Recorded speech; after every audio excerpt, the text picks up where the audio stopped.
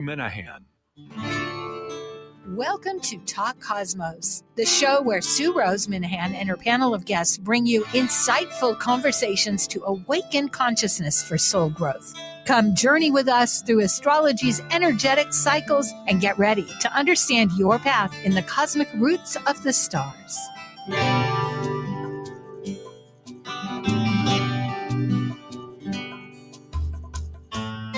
Hello, everybody. I'm Sue Minahan. This is Talk Cosmos, and today we do have the subject of Mars opposite Pluto, a dynamic pair. It's a transmutive energy at best, and for purpose of action and the deeper shadows that we look at. But we're looking at it from various angles, and we're going to see how it energizes us. You can gather on acting on our evolving visions. There's hope on the horizon, wherever we might consider when we really center within and use these energies. Okay, that's enough from me, because now we have our wonderful panel, Planet Buzz.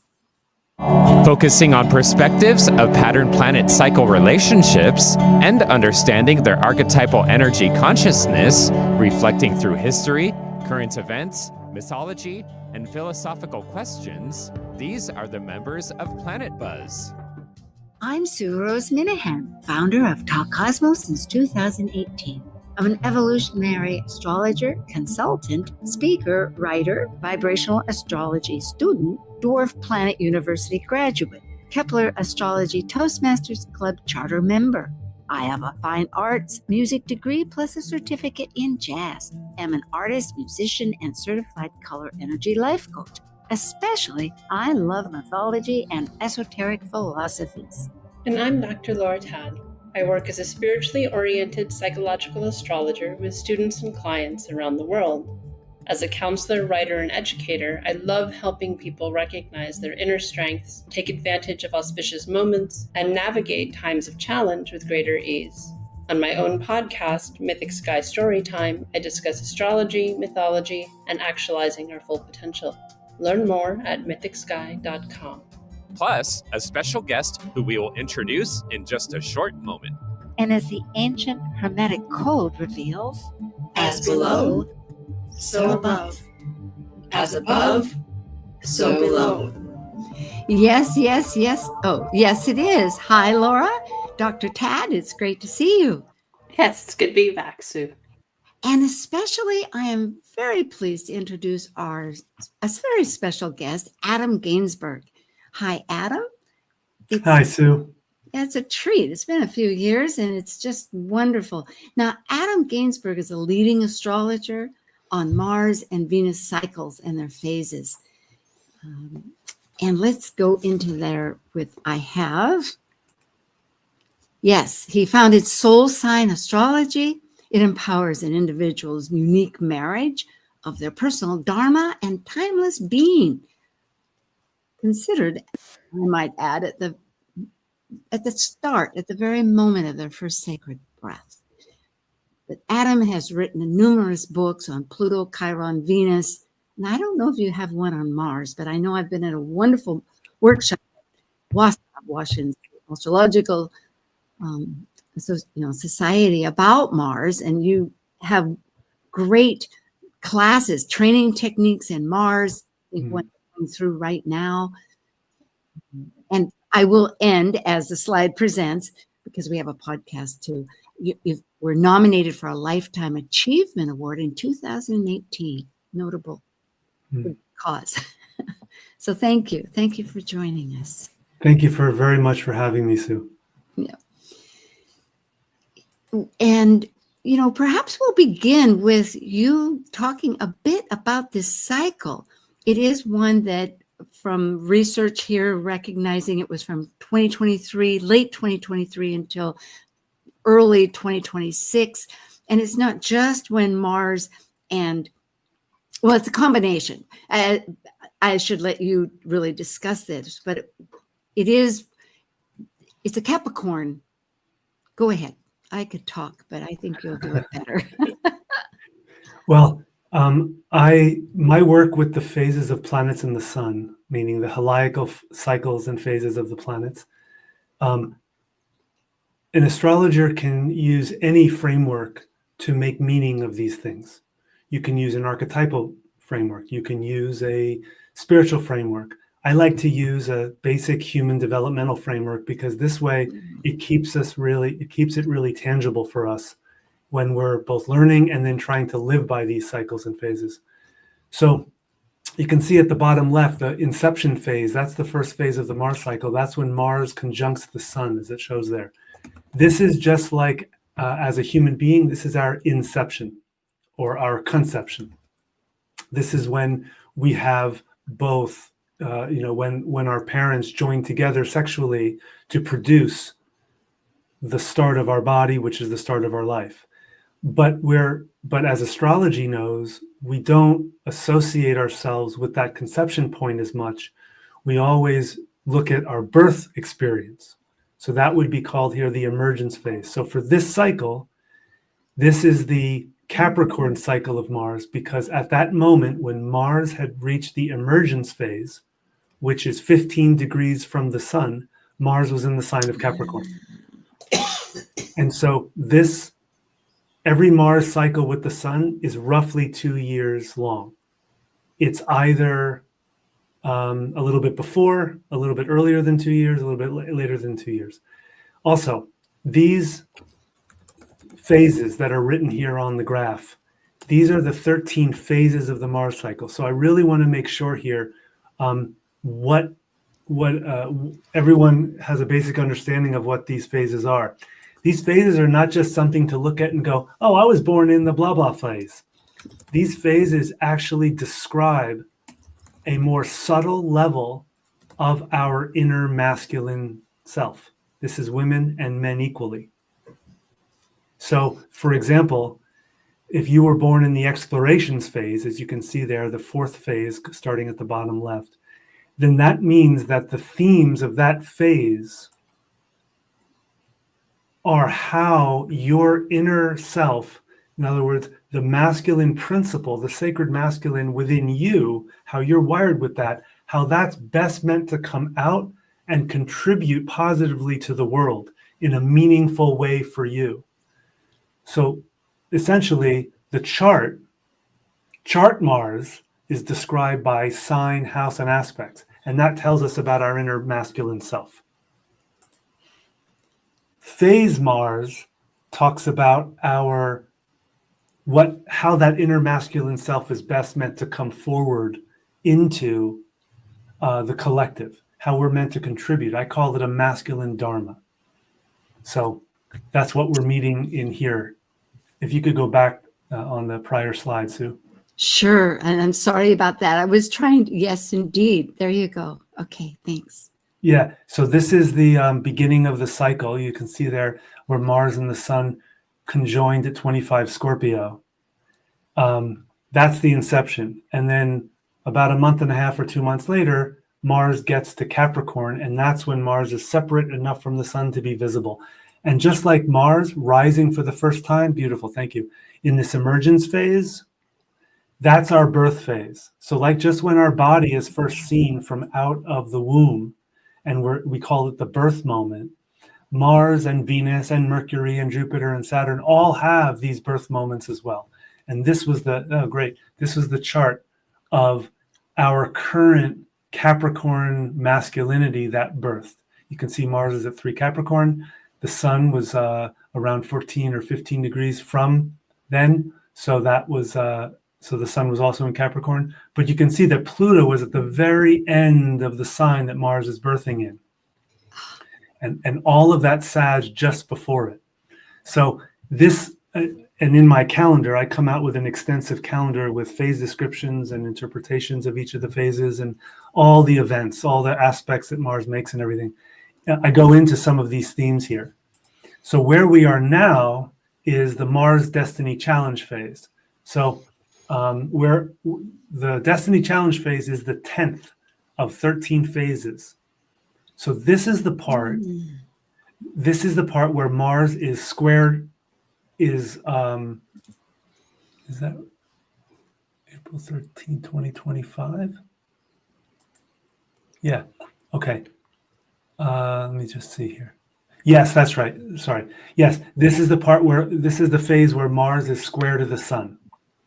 And I give a wide orb. I give 4 degrees applying and 4 degrees separating, because this is working at a collective level. And what this is, Sue, is this where we're having this conversation now is the challenge phase, the evening sky or the destiny challenge phase is when our individual self-expression now needs to become not challenged, but to find its limits within the society. So, for example, I just can't keep expressing and doing whatever I subjectively want forever. I learned that there's a society. There are others that my actions and choices and words have an impact on. And that's what the challenge phase is. It's a challenge to reduce the need to be our individual self in order to discover or empower our larger destiny, our effect on a larger, with a larger reach, even posthumously. So I hope that's all making sense, Sue. I think we love it. Laura, turn your camera on now. Thanks. I guess we don't usually do that. So this is all a new challenge. Cool. Cool. Yes. and I'm so glad these slides worked beautifully. Yeah, they did. Thank you. So amazing to consider in many respects. I don't know, Laura, if you have a comment offhand. We do have one more slide showing what is it? Let's see, in this particular series, the next synodic cycle, which will be January 9th, as you indicated. But that isn't the cycle because it emerges when the sun emerges, not sun, but when Mars emerges, it'll be another. It'll be Aquarius. The next cycle that you can see here is the conjunction is in Capricorn. The next cycle will actually be the Pisces cycle of Mars, because Mars will have ingressed into Pisces by the time we can actually see Mars basically in the morning sky before sunrise, now distant enough from the sun that Mars is rising early enough that we can see him with our naked eye observation.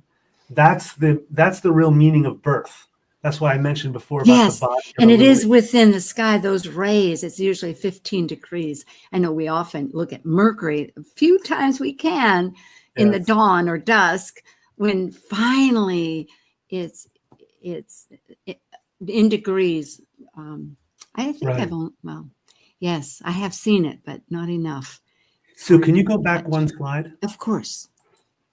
I just want to ask you guys, I just want to point out something here. In this destiny challenge phase, I just want to point out, so pretend Mars is a human being, pretend Mars through this Capricorn cycle is a human being.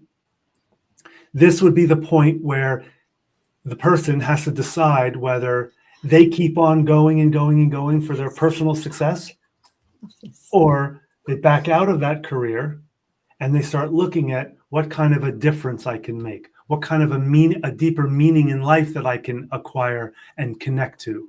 And look at the sign of Mars. So Mars in his destiny challenge phase within the Capricorn cycle is in the sign of Cancer. So this is where Mars is in fall. Go ahead. I'm ringing bells everywhere. This is totally something that I've been working with, and I've thought of it more of expansion and contraction, looking at my own charts. But this is really evident. And just to look at the release point, there's a kite there with the south node. It's how I organize. I'm realizing, and Virgo happens to be evident in my chart strongly from the rising 29 degrees, and then my Saturn is 0, but just as pointers, because I'm realizing I can re-strategize how I even think of my organization with everything. It's a monumental process. That's great. I mean, what that brings up for me is the shared earth element of your Virgo and within this overall Capricorn cycle. A lot has happened in this Mars cycle. Mm-hmm. A lot tangibly in the world has It happened. has. And this Destiny Challenge phase to me signals, one of the things it says to me is a lot of emotional triggers get triggered. Yeah. So just a question, Adam. So with it being in Cancer, is part of it happens to line up this way with this particular one, it being the opposite sign as the phase. Is that typically how the Destiny Challenge point falls as well? Typically, yes, in every cycle. Laura, I would say 80 to 90% of the time this is so. Sometimes the cycle itself is so shortened, it's like only 22 and a half, 23 months. And in that case, sometimes it can slip out of the sign of opposition from the sign of cycle. But yes, and this is when studying all of this, when I came up with when I created this cycle, or I really feel received it from Mars, the cycle and the phases, and I was looking for where to divide what are the key events. I saw this, I was like, oh my God, like I forgot the number, 7, 8, or 9 times out of 10, Mars is in his opposite sign at the exact waning square with the sun. That's fascinating too, to consider that our weakest link is what, if we can't bridge that, then that's necessary to make a real foundation, for growth going ahead. I totally agree. So many of us today, especially public astrologers, we bandy about words like destiny and empowerment and all this, but to actually achieve a destiny, there has to be very deep sacrifice of what we've known. There has to be sometimes a lot of loss that we have to go through in order to shove off the skin of that, how we've been living and comfortable and wonderful and yummy and warm. We have to shove that off in order to discover there's a larger purpose for me that I'm just a small part of. But in order for me to achieve that purpose, or at least my part of it, I can't keep being in the comfortable zone that I've been. And that's what this Mars in fall is. Or the conditioning, and looking at the beautiful, the conditioning. Yes. What you expressed there was very much Sedna, one of the dwarf planet that's way out, that has 11,406 orbit and currently just ingressed Gemini for the next 44 years. It's not a real long, versus it can go into Scorpio or Sagittarius. It's opposition of like 1,500 years. And that was back in the Egyptian times. But that's exactly the mythology where her ideas were connected to the conditioned society and the ideas, and she had to release. I mean, they tell it a little bit more graphically, as far as being thrown out of but essentially that was the message. Yeah. And this what's really unique to me is, like you mentioned, the kite pattern, but also simpler than that, simply all of these planets in rough trine from Mars to Mars, Venus and Saturn and Rahu, North Node, and Mercury, and even out of sign Neptune, like all of these planetary energies receiving/giving a trine to Mars at his Destiny Challenge phase. I think there's a lot more happening. Like Mars is kind of like he's got a lot in his bag that he's working through right now. Mm.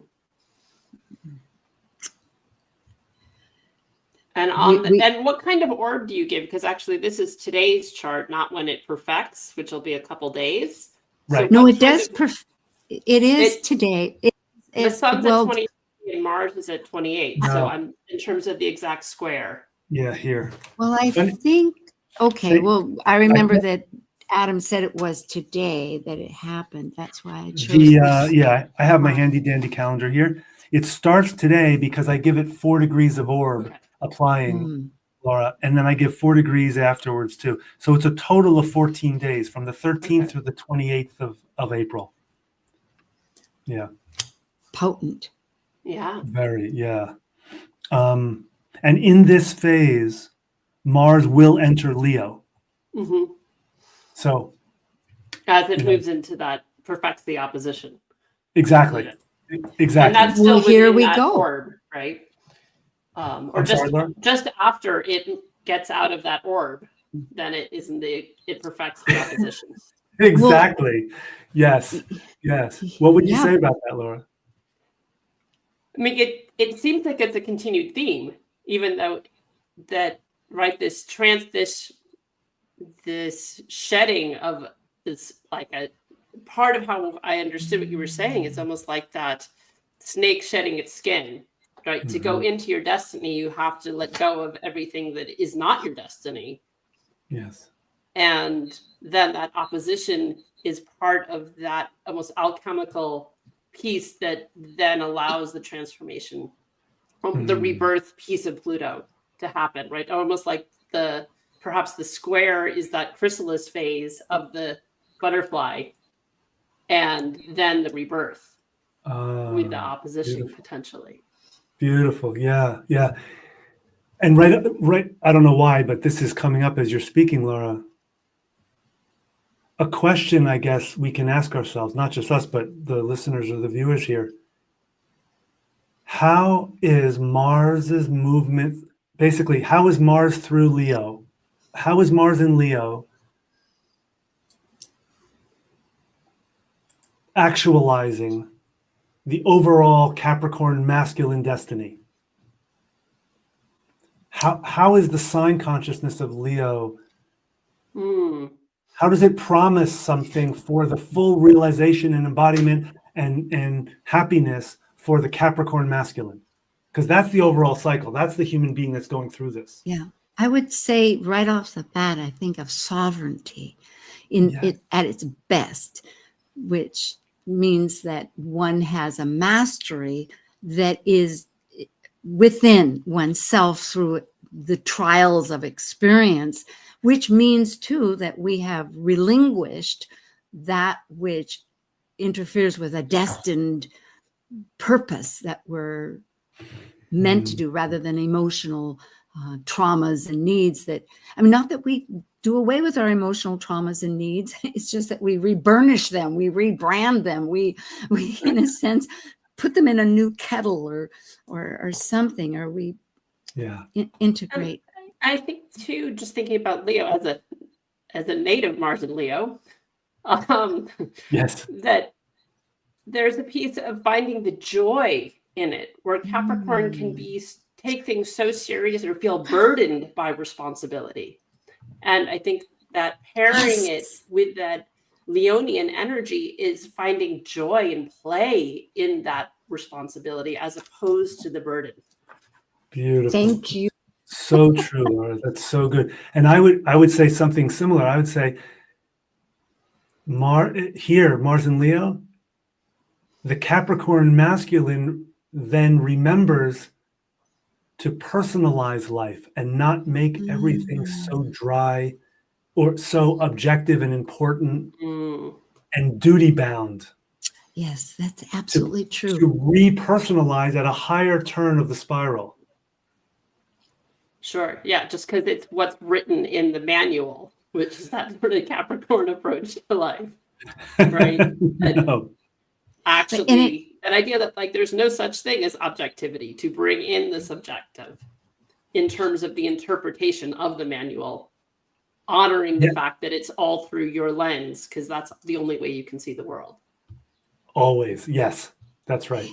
That's right. It is quite a beautiful sense of a combination is all I can think of. I mean, right here we have Mars in Leo also affecting this Capricornian cycle within it. And then we have Pluto in Aquarius that for modern people like myself, I think of Uranus, but then for traditional, it's Saturn. So not arguing, just realizing they both have their ways. But still, it's reconnecting the terms of Saturn and largely perhaps with our awareness of it, because again and again it's brought out that in order to have anything materialized, it has to have that conceptual idea, that vision, that idea ahead of time. You don't just you have it is mystical in its sense. It's not just the material. In fact, I was reading how the material comes from matter that comes from, I have a whole thing on it, darn it. I think it's mother. Yes, Or thank ground, you. Or source, Yes. Yes. which was originally not conceived of. It was an inconceived assumption about life. And then the concept of mother was put to it once the connection in human consciousness early on was made between babies birthing and only the mother's body could feed the child. Like it was a process for us humans to discover the source. It's pretty perfect here that Mars is, just ground us into this before we leave, that between Cancer, such as you've both been bringing up, into Leo, because it is the birth and the child or creativity of the process. It's so many archetypal dimensions. Just so personal, really. Yeah.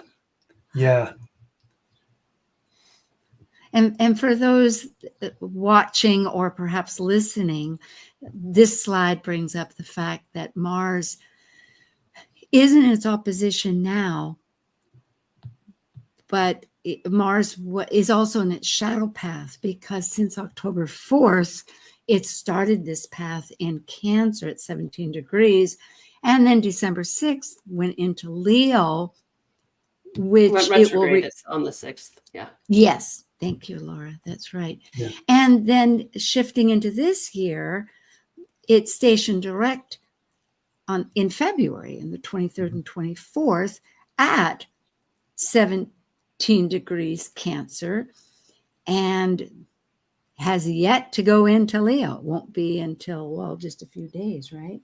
Right. In a week, on the 17th and 18th. And then finally in May, it finishes it when it returns to 6 degrees Leo, which happens to be also the U.S. North Node, give or take a few minutes. So this is also for our country, and we can only review quickly in our brain how monumental this period has been. And I would say too, Sue, on that point, that whatever path America or the United States is on then, when Mars exits its shadow, retrograde shadow path, because it's just after the destiny, and now it's moved into the next phase. This is the track that it's on. This will be the path that it's going on, and this is not about it's not about opinion. No, it's just the facts of what settles. It's like sediment. It does work. Well, we have a month and a half of, we'll wait and see. At this moment, we're going to come back. We have Adam Gainsburg and Dr. LauraTadd with us for Planet Buzz. Come back. We have a lot more about Mars and Pluto. Thank you. And I'm Sue. While we take a break from this week's edition of Talk Cosmos, let's take a look at this cycle's archetype. We're currently in the period of Aries. By leaving a cycle based upon completion, the energy of Aries sparks initiation, creating action to separate into a new cycle of life. It's a fire sign, which means it will involve great emotion. And because separation may create resistance, it also takes great courage to break away to new ways of becoming. Talk Cosmos brings insightful conversations to awaken consciousness for the soul growth with hour-long programs. Talk Cosmos weekly programs are also available to watch live on the Talk Cosmos YouTube channel and Facebook page. While you're there, make sure you click the like and subscribe buttons so you get the full Talk Cosmos experience. Or if you'd rather listen to the show archives with audio only, the entire podcast collection since 2018 is available on most podcast carriers. And to find out about upcoming programs, sign up for the newsletter at talkcosmos.com. So grab your coffee, tea, or kombucha and enjoy the show. This is Martha Norwalk every Sunday morning beginning at 9 a.m. Thanks in part to Dr. Nils Rasmussen at healingministryforanimals.com. We cover the world of animals. This week, April 20th, it's Behavior Training and Healing Sunday with me, and talk with your human or animal loved ones on this side or the other, and private readings with Natasha. Hope you can join us and plan to call in with your questions for either one of us. Martha Norwalk's Animal World, Sunday morning, 9 a.m. to noon, right here on Alternative Talk, AM 1150. Miss a show on KKNW? Check out 1150kknw.com for podcasts of many of our programs. That's 1150kknw.com. Okay, let's keep going. Generally speaking, Mars just left out of bounds on the 7th. It's been there since January 1st. So for any of you, this has been a huge extra emphasis when it is outside the sun's orbit of 23, and I think is it 0.44 minutes, or is it 26, Adam? I know it's one or the other. So anyway, of the ecliptic path, meaning that, it's 23 and a quarter. Yeah. Okay, good. It's 26. Thanks. And there's this point of Thales, which I won't get into, but it is where there's a focal point that's mitigating an opposition. And we have this opposition chart for the first one on January 3rd. And I don't know if we'll go into it. Although, Laura, I know that you were bringing up the fact that it happened to be, and this is when Mars was retrograde, and it was just prior to the Los Angeles fires there in California, which of course was everything about fire, and it was the wind and an enormously tragic event, such as seems to be occurring. Shall I go on? I know we have a lot of slides. Yeah, I mean, I think it was just sort of looking at, the one right that was in the Capricorn was right before the election, and then just sort of thinking quickly what was close to the one in January. The fires in LA started on the 7th. And the importance too, folks, is that this is when Pluto was in Aquarius, because there was one earlier with it in Cancer and Capricorn, but now we're speaking of Leo and Aquarius as far as this cycle goes. So the first one that any of us alive have experienced with Pluto in Aquarius, right? And there'll be several of them over the next 20 years, but it was the first one.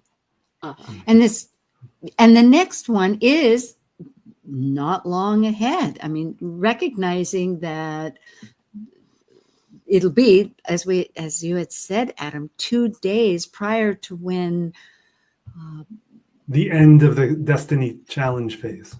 Yeah. Yeah. So, and we still have these stelliums in Aries and Pisces. It's like the ending and the beginning, the starting of the seed and the return to the womb to find out maybe what's there, or put it in the kettle and see what steams up. It's hard to know. It's a real kaleidoscope. For me, when I look at these two stelliums, my eyes, because I've been looking at this for months now, my heart always draws me to the Pisces stellium first. I mean, the moon is so quick, you can take that out of it. The moon's just moving around everything. And the sun at this point has already transitioned into Taurus. So really you only have, is that Sedna? No, I don't think I had Sedna because it's in Gemini. And it was What's that, 25? Let's see if I can see it. Is that Eris? Yeah.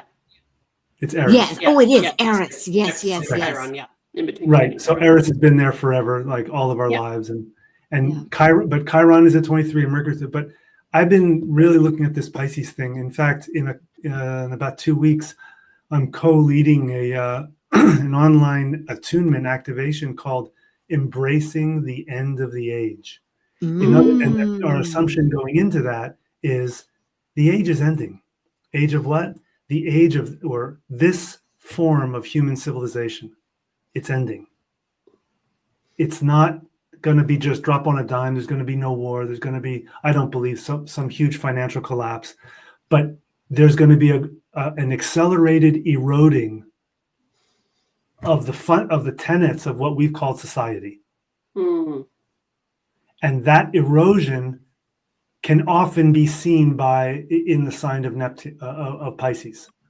Because, like I like to say, Pisces is the sign that kind of collects all the detritus that was not dealt with in the prior 11, Sure. and it just kind of hangs there, and it's just like in the oceanic kind of environment. And it doesn't have to, it's so vast, that's the word for Pisces, vastness. And that Pisces is not out there, it's in each of us, our own vastness. That the more that out of that, with this Aries coming right out of that, like all those planets now transitioning, especially the Saturn, Neptune transitioning out, man, it's going to be like, we don't know what we're creating because we haven't really gotten in touch with the ocean yet. Well, the tides, as you're speaking, we know on every shore, there's all the debris that gets washed up. It may be wonderful driftwood, but on the other hand, it's a lot of plastic that people you see are toting bags full away. Mm-hmm. And so, yes, it is a matter of sort of flushing out that system. You know, I guess this is a good time too. Usually I do it right after, but timing is hard to know. But here, Adam, you have the Mars gate, which is a course I think that's happening. Well, the next one will be in the fall. Yes, that's right. So that's people, right. Yeah, this is a course for men who usually men who have already been involved in deep transformational work, either on their own in a men's group or with their partner or wife. This is for men to go completely to the next level. It is a completely sacred space for men to discover their authentic masculinity through meeting all the ways that they are falsely believing who they are. It's so important. It's so important for men these days. I mean, women and for everybody. For everybody, yes, because we work in tandem. And yes, as far as females are concerned, since the 70s, there was the liberation and et cetera, however that has evolved to, but yet we all, as you have put, and we realize both energies within. And if one is speaking, the other one they both need authenticity of liberation. Yes. In females, I don't think are truly theirs until the men begin this involvement. It's not. I think that depends on a woman's wiring. Some women are wired to be in a sacred evolutionary consort relationship for their liberation. Other women, it's been my experience, they don't actually need that. And the same thing for men. Some men do not need a partner. Some men do. Oh, I see. I just meant within, those energies within. But yes, on those contexts too. No, you're absolutely right. I'm not suggesting everybody needs a partner. In fact, life sometimes teaches us that isn't going to work and figure it out. But I think that speaks to, there's a lot of talk in the academic world of, well, what was women's studies and now it's more broad, but that part of the challenge, the failures of the feminist movement was that men didn't change. A lot of women did, and the larger male population didn't change in the way that so women working on mass outside of the home, okay, well, that only really works if there's more balance with everybody taking on sharing the load. It's been uneven. It's tried in different ways. I know I have nieces where the husband stayed home because it worked out that way. It just as one example, but there's so many layers to life and we're working through them. So thank you for Adam for that. And just to go through this, Adam has many, many capacities. It's a vast website with many sessions and possibilities. And you are having a retreat, which will be in July. Yes. People can in person, which will be very briefly. This retreat in July is timed to, not exactly, but timed to the Saturn-Neptune near conjunction. Oh, yes. Okay. This retreat is the second stage, the first being the embracing the end of the age, which is essentially a very deep support for releasing. going in and proactively finding things that might be really working now, but we know our hearts, our bodies tell us I have to release this. So that release comes first in April with all the Pisces stellium. This is the second. This is the seeding, like the conception. And then the birth, which we're calling birthing our new age, or our new era, is in February of 26, when the exact conjunction of Saturn and Neptune happen at 0 Aries. We'll have more conversations before that. That is exciting. It will be. Laura, you have a monthly astrological talk. It's the first Monday. I think it's in person.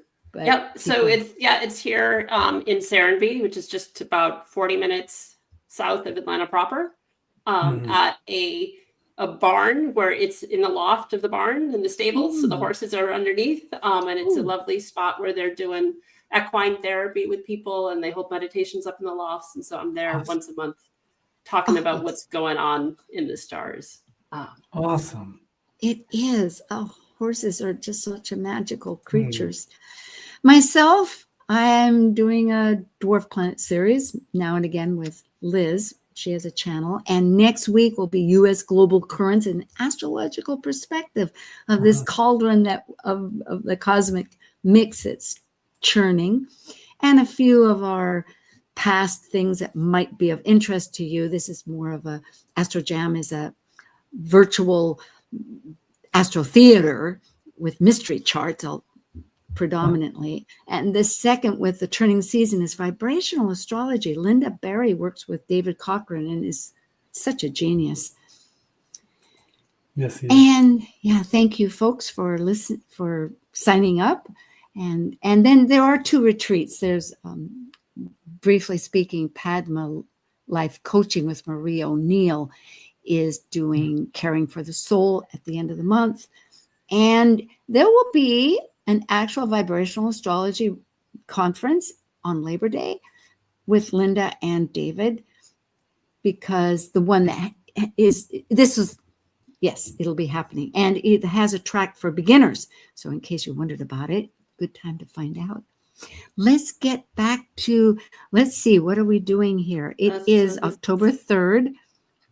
Did I repeat this? No, I think it was the opposition on October 3rd. Oh, it's coming up. Oh, it's next year. This is when I know we were talking about the opposition that's happening on the 26th, and this will be in a year and a half when it returns at the same degree of 3 degrees. Yes. But it'll be in a new cycle. It'll be in the So the Piscean cycle for this. It will be in the Piscean cycle. So once again, it has a different relationship. Yeah, October 3rd, February, March, April, May, June, July, August, September, October. 10 months. Yeah, that'll be with Mars Mars will be very bright as a morning star, getting higher and brighter, rising earlier and earlier, starting to see his red color. He's in the maturity phase here, I think. Right, you can even see visually, right, how far apart it is from the sun, that it's, but it's a morning. The sun is turn the whole wheel for folks. Well, the sun's in the first, so that Mars is almost at the top of the sky, with the sun having yet to rise. Right, exactly. Yep. Oh, that's right. Well, yeah, it's so close to the horizon, but gotcha. Very good. And this one was just interesting because I was curious with the last Pluto-Aquarius cycle, how that started with Mars. And it was the same degree of 3 degrees in 1780. Critical reinforcements to the war. I know. Yeah. Well, of rebirthing what we are and who we are. We just had a Chiron return. And most interestingly, you brought this up, Laura. Maybe I'm jumping here, but that Mars is retrograde at the beginning of this cycle with Pluto in Aquarius, at the end of the cycle. And I went back to see if that, and Adam, perhaps you've looked at it too. It isn't necessarily true in every cycle. And as you had said, it's maybe because so when Pluto I was isn't over the next 20 years with Pluto and Aquarius, we get the Mars oppositions book are retrograde, both as Pluto has entered Aquarius and as it's leaving. The opposition, it'll hit 3 times. Which just seemed very interesting. The gravity of this shift, then the weight of these archetypes together are over these next 20 years, because they then bookend these 20 years with this opposition. And so being asked, we have to change where we're putting our energy. How are we going after things? And that Pluto Mars opposition that is also that self-other in some ways, with that Aquarian Leonian polarity of the collective versus the individual. Because in that polarity, finding that balance, right? I mean, that's what the opposition is always asking. It's not to ping pong between the two. It's how do we hold that level, right? And that they can be great teachers for each other, right? I've got clients that have opposing suns. Could be a really combative marriage. It can also be an amazing marriage because they're each what the other person needs to learn. Yes. Well said. Right. Beautiful, Laura. That's strong. It is, and pardon me, as I was just thinking, the reality is that in every opposition, though, Pluto is retrograde. That was what amazes me. So it's it supports that infrequency that you brought up, that Mars is once in a while, in this case, in this cycle, it is retrograde, because usually if you go back, it's always Mars that is changing the transformation process. Well, we have a little time here for the Sabians, if we find some meaningfulness, because that's always a matter of trying to integrate. And it is for those folks, it rounds off. Some people call the Sabian the same degree, but most often it rounds off to the next. So it'd be 4 degrees Leo. And again, perhaps just the key word, dramatizing achievements, means that looking at your first question there, Adam, like how does Mars work with this cycle of the Capricorn Mars cycle that we're in? I don't know.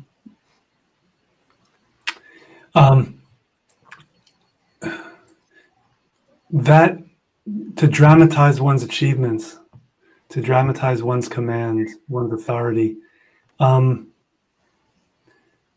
Another way at a deeper level that can be interpreted is it's a deeper owning of one's own creativity and light. It's a deeper owning of one's uniqueness as an individual before we figure out who we fit in with and what our community is and what our tribe is. And I think that's how that speaks to me. Laura, something else, your insight about Mars retrograde at both Pluto's ingress at that opposition and its egress. To me, because Mars is the retrograding planet of the in and the egress, that will dig us deeper. It will dig us deeper into. The way that I work with clients psychologically is through 3 levels of the subconscious: the superficial, the medial, and the deep, and then you get into the unconscious layer, and then below that is all the shadow stuff. So this is like whatever level a person is at relative to their masculine embodiment and self-love and self-honoring and self-acceptance. That retrograde, that ingress and egress retrograde, opposite to Pluto, its deeper or higher octave, it's going to ask us to go even deeper in where we are repressing, where we are violating, which is the shadow of the masculine, where we are manipulating and overly controlling, where are we not being caring and compassionate for others and just acting out of instinct. This is all shadow masculine stuff. It's and some of that too, would you say, then it's a repressing drive, being shadow, afraid to act, afraid absolutely to go forward, would be absolutely another, depending on what the shadow work is. It can be the non-act versus like afraid to pause. It's for some people, it's afraid to go forward. To act, absolutely. Yeah. It's afraid to go down into their humanity. It's afraid to go up into spirit, whatever it is. Yeah, and especially with Mars in Cancer, which really wants safety. That's one of the primary motives of Mars in Cancer. You can see that hesitancy to wait. And I've often thought that finally moving into Leo, perhaps one feels brave enough, because it was in Leo for a while, and perhaps people got ramped up and acted, and then it retreated back to Cancer. And we thought, oh dear, was that really safe? Did that work? And now we're leading into, this is beautiful. I love both of your, and such words like violating, manipulating, afraid to act, and deeper realization. Oi, here we have Pluto's in 4 degrees Aquarius. And of course, these can be interpreted again beautifully from the material to the deeper meaning. But it is focusing on the spiritual energy, which has hope, I think, which is within. It's that center finding, digging down, as you've said, to what's true inside. Interesting. I really resonate for this with the Destiny Challenge theme of Mars at Mars at the end of Cancer going into Leo during this Destiny Challenge phase. To me, is very resonant with what this Sabian says. Good. Yeah. Well, perhaps what did we do here? Do we want to, or do we want to go on? Well, I think it was looking at the parallels between the 1780 chart and this one. Yes. And it's a lot of lines that are there, but like the sun is an exact square. Wow. Yeah. And almost sun at 8, Neptune's Leo are opposite. 7 Taurus, right? So we're getting, there's a lot of overlap interesting in these two charts that are hundreds of years apart. Yeah. Interesting. Hold on. That Ceres Venus, what is that, a quincunx? Yeah. Yes, green. That Ceres Venus, I think, is the link here with all this Mars, Pluto, Leo, Aquarius. I think that's going to be a big linchpin to how we do. I like that so much, because vibrational astrology suggests that a quincunx actually means that it is something where you need to learn the other. So we need the values to regroup, how it works with reclaiming the grief that we're either experiencing or presenting onto people, but the loss, and through food, and motherhood, all these factors of what Ceres represents. Yeah. Wow. There's a lot to these charts. There's a lot of degree hits. Yeah. I really, the Neptune more I searched, found more. Almost opposition, a degree away from an that opposition. fascinated me. Yep. Yeah. Look at that. And Neptune opposite Neptune. Yeah. But then trying Saturn. And Saturn, and look what's coming in a couple of months. Yes, exactly. And those two really are sextiles. So in a way, we have what we call this Thales point, where Saturn is in the law of Sagittarius and other cultures. Oh my goodness, that would be the there we go. A lot of overlap. The rectifier, you could say. What may be that peeling of the onion, right? That we're in with these repeated themes in these next of how the United States, but the world moves forward. In challenge destiny, exactly during this period. that we're working. Now that all the planets are direct, Mars is not out of bounds. There's good, we're on the horizon for meeting our destiny. Go ahead. Yes. For the next few months, Venus is going to be rising higher and higher, brighter and brighter as a morning star. Thank you.